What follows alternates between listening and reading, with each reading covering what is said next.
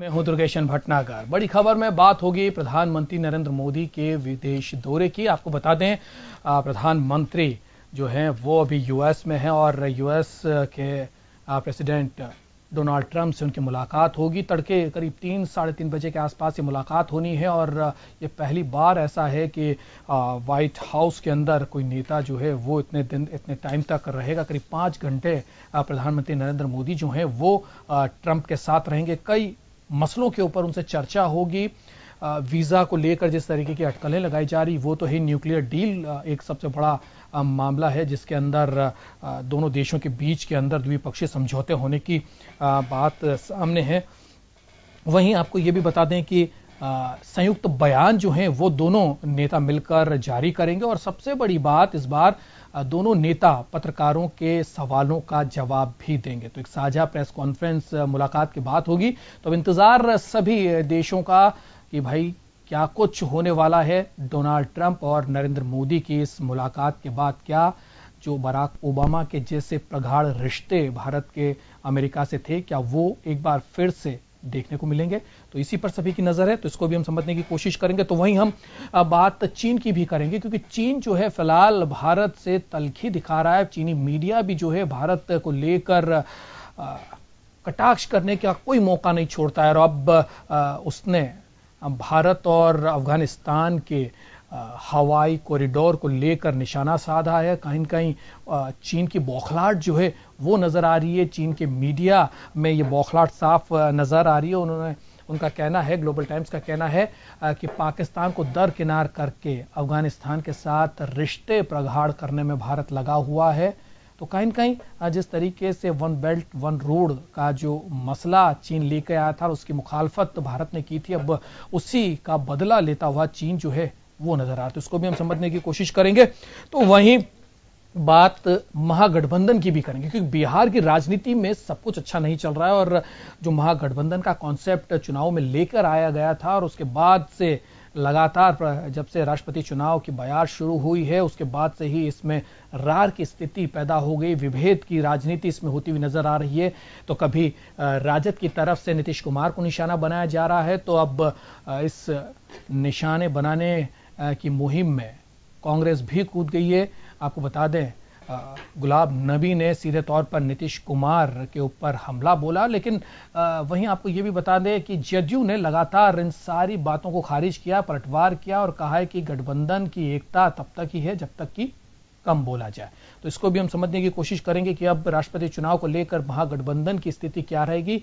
क्या उसमें टूटन की स्थिति है, रार की स्थिति है, इसको हम समझने की कोशिश करेंगे। और एक सबसे बड़ी बात राजस्थान से जुड़ी हुई है। आपको बता दें राजस्थान के क्रिकेट से जुड़ी हुई बात है और बीसीसीआई के अंदर आरसीए के निलंबन को लेकर बैठक थी और उसके अंदर ये कोई फैसला नहीं हो पाया है। अभी निलंबन जो है फिलहाल जारी रहेगा। एक लंबा वक्त इसके लिए लग सकता है, लेकिन कहीं न कहीं इंतजार निलंबन दूर होने का था। तो इसको भी हम समझने की कोशिश करेंगे। तो वहीं बात ईद की भी करेंगे क्योंकि दो रंग ईद के देखने को मिले। एक रंग भाईचारे, अमन और चैन का, गले से गले मिलते लोगों ने ईद की बधाइयां तो दी। वहीं कई भारत में हुए कई तरीके के मामलों को लेकर काली पट्टी बांधकर भी ईद की नमाज अदा की गई। और वहीं घाटी की बात करें तो वहां पत्थरबाजी हुई, सुरक्षा एजेंसियों के साथ मुठभेड़ की गई, पत्थरबाजी की गई। तो दो रंग जो हैं वो ईद के देखने को मिले।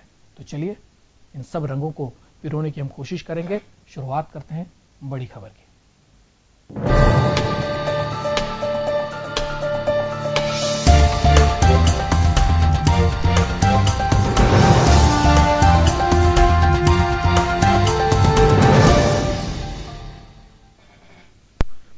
सबसे पहले बात करेंगे भारतीय प्रधानमंत्री नरेंद्र मोदी की क्योंकि वो यूएस के दौरे पर हैं और एक नई इबारत लिखने की कोशिशों में है। तो पीएम मोदी सोमवार को डोनाल्ड ट्रंप से मुलाकात करेंगे।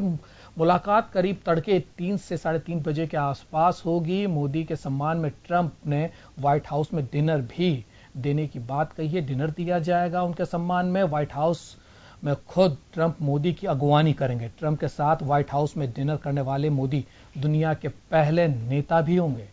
व्हाइट हाउस ने साफ किया है कि दोनों नेताओं के बीच बातचीत में आतंकवाद, न्यूक्लियर डील समेत कई मुद्दे अहम है और उन्हें शामिल किया जा रहा है।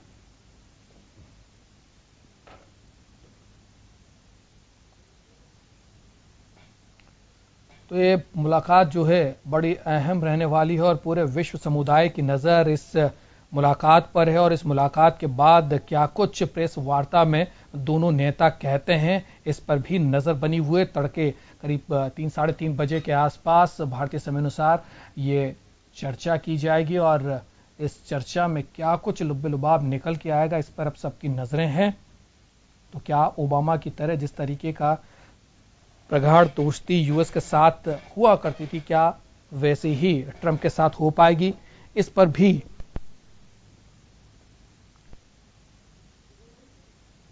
पूरे विश्व में नजरें हर देश की गड़ी हुई है। और आइए जरा समझें, विदेश मामलों के जानकार डॉक्टर किरोड़ी सिंह साहब हमारे साथ जुड़ चुके हैं। किरोड़ी सिंह साहब बहुत बहुत स्वागत है। और मोदी के दौरे को लगातार हम डिस्कस करते आए हैं और ये जो दौरा है 3 देशों की यात्रा पर मोदी निकले और अमेरिका एक बहुत इंपॉर्टेंट कंट्री है और वहां पर मुलाकात जो ट्रंप से होनी है और क्योंकि राष्ट्रपति पद पर आसीन होने के बाद ये पहली मुलाकात होगी मोदी के साथ, तो कई तरीके की बातें संशय जो हैं इस मुलाकात को लेकर है और विश्व समुदाय की भी नजरें इस मुलाकात पर। कैसे देखें इस दोनों के बीच की मुलाकात को? देखिए दुर्गेश जी, मैं ऐसा सोचता हूं कि इससे कोई बहुत बड़ी उपलब्धि भारत के हित में होने वाली नहीं है जी, क्योंकि ट्रंप का जिस तरह का एटीट्यूड है, जिस तरह की नीति है, क्योंकि ये पहले शी जिनपिंग से 2 महीने पहले मिल चुके हैं, चाइना के राष्ट्रपति ने विजिट कर लिया है, तो ऐसी स्थिति में बातचीत करना तो अलग बात है। बातचीत में कुछ लोकाचार होता है, 2 देशों के नेता मिलते हैं, तो लोकाचार वाली बातों को छोड़ के हम कॉन्क्रीट चीज पे आए हैं। तो भारत की एक तो जो डिफेंस के लिए ड्रोन जो 22 जहाज चाहते हैं, वो चाहता है, एरोप्लेन चाहता है ड्रोन वाले, तो वो दे सकते हैं क्योंकि अमेरिका एक व्यापारी देश है जिस तरह का उनका पॉलिसी है। जैसे कतर को 1 दिन पहले तो ट्रंप ने और सऊदी अरब ने उनसे बाइकाट की बात की और 1 दिन बाद ही उन्होंने $12 बिलियन के हथियारों को बेचने पे साइन कर दिए ट्रंप ने। तो ये कोई बहुत बड़ी उपलब्धि उस सेंस में हमारे लिए नहीं है। हाँ, इतना है कि जो दूसरे देश हैं जिन्होंने एनपीटी पे साइन नहीं किए, उनके अलावा किसी देश को दिया तो भारत को ड्रोन टेक्नोलॉजी दे रहा है, ये तो ठीक है।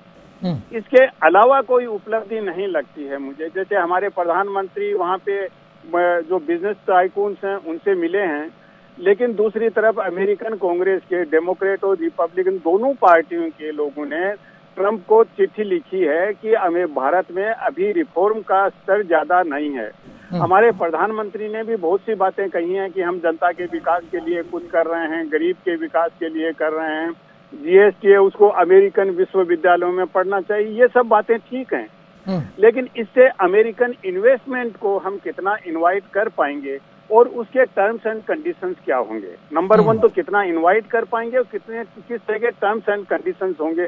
हमारे यहाँ कोई बेरोजगारी क्रिएट होगी या जो जॉब क्रिएशन होगा, ये बहुत से इश्यूज हैं, लेकिन मुझे नहीं लगता कि कोई बहुत बड़ी उपलब्धि इस यात्रा से हो सकती है। इसके बाद की यात्रा हो, बाद में अगर मिलना हो दोनों का, मान लीजिए यूएन की जनरल असेंबली की मीटिंग हो, उस समय मुलाकात होती है सितंबर में दोनों की, तो हो सकता है कुछ कॉन्क्रीट चीज उभर के आए। तो शुरुआती कदम मान सकते हैं इस मुलाकात में दोनों के देशों के संबंध को सुधारने, दोनों देशों के संबंध को प्रगाढ़ करने की दिशा में एक कदम कहा जा सकता है इस मुलाकात को। जी जी, निश्चित रूप से ये कहा जा सकता है। बहुत बहुत शुक्रिया किरोड़ी सिंह साहब हमारे साथ जुड़ने के लिए। तो एक कदम जो है वो माना जा सकता है, सकारात्मक कदम हो सकता है एक नए रिश्ते की इबारत लिखने के लिए, ऐसा मानना किरोड़ी सिंह साहब का है।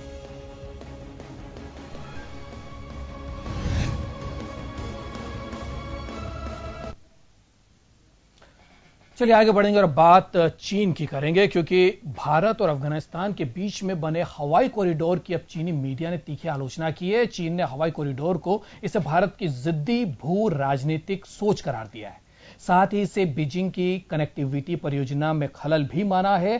चीन के एक दैनिक अखबार ने सवाल उठाया है आखिर पाकिस्तान को दरकिनार कर भारत क्या सिर्फ अफगानिस्तान के साथ व्यापार को बढ़ावा देना चाहता है? क्या भारत को अन्य देशों के साथ आर्थिक और व्यापारिक संबंधों को विकसित नहीं करना चाहिए?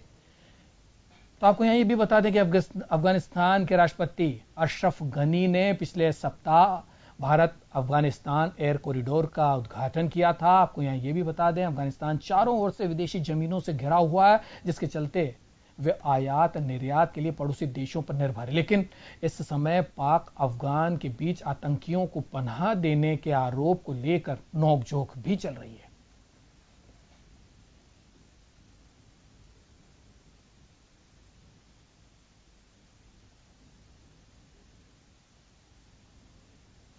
तो बड़ा मामला है। लगातार चाइना जो है वो भारत को आंखें दिखाने की कोशिश कर रहा है और अब इस बार भारत और अफगानिस्तान के बीच में बने एयर कॉरिडोर्स को लेकर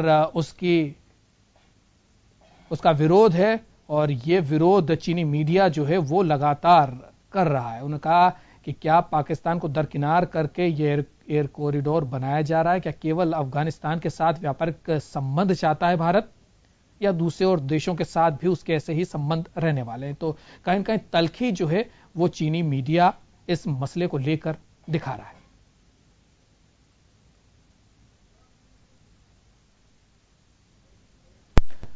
विदेश मामलों के जानकार करणवीर सिंह साहब हमारे साथ जुड़ गए। जरा उनसे समझें कि इस पूरे मसले को लेकर कैसे देखा जाए। सिंह साहब, बहुत बहुत स्वागत है चैनल टीवी से जुड़ने के लिए। और अब इंडो अफगान एयर कॉरिडोर जो बनाया है, जिसका अभी हाल ही में अफगानिस्तान के राष्ट्रपति ने उद्घाटन भी किया, अब इसको लेकर चीन का विरोध जो है वो सामने आ रहा है। जी बिल्कुल दुर्गेश जी, चाइना इस चीज को जानता है कि सेंट्रल एशिया में अपनी पहुंच बढ़ाने के लिए और जो इंडियन सब कॉन्टिनेंट रीजन है उसमें अपना एक प्रभुत्व कायम करने के लिए अफगानिस्तान बहुत ही महत्वपूर्ण पॉइंट है भारत के लिए। और चूंकि जैसा आपने भी बताया कि इंडिया अफगानिस्तान जो एयर कॉरिडोर बनाया है उसको लेकर के चाइना की तरफ से रिएक्शन ये आया है कि आप अफगानिस्तान को सिंपली अंडरमाइन नहीं कर सकते, यानी कि उसको दरकरार नहीं कर सकते अफगानिस्तान के साथ अगर आपको कनेक्ट होना है।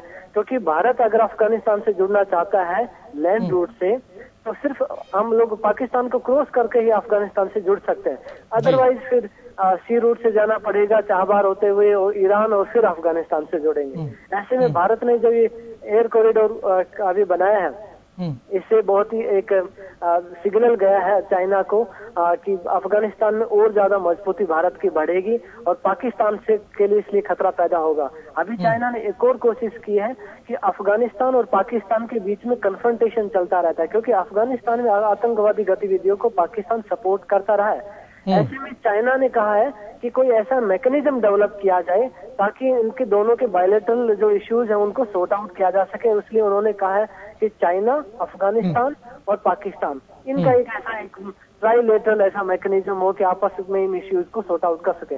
तो पाकिस्तान को कहीं न कहीं चाइना बचाने की कोशिश कर रहा है और यह भी जानता है कि अफगानिस्तान एक स्ट्रेटेजिक पॉइंट बन चुका है भारत के लिए। ऐसे में अफगानिस्तान में भारत की मजबूती चाइना के हितों के लिए भी कहीं न कहीं तो कहना चाइना के हित जो है यहाँ टकरा रहे हैं और यही कारण है उसकी इस पूरे मसले को लेकर विरोध करना। बहुत बहुत शुक्रिया करणवीर सिंह साहब हमारे साथ जुड़ने के लिए।